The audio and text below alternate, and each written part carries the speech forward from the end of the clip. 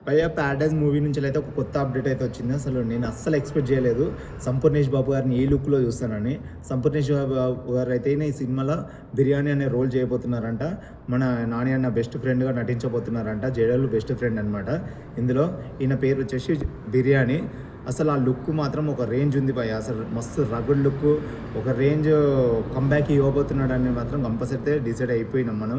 And ఈ movie అయితే నిజంగా శ్రీకాంత్ ఓడేలా గారు అయితే ఏం కుక్ చేస్తున్నారో అర్థం అవ్వట్లేదు. కానీ ఈ మూవీ నుంచి వచ్చే ప్రతి చిన్న అప్డేట్ కూడా చాలా అంటే చాలా ఇస్తుంది.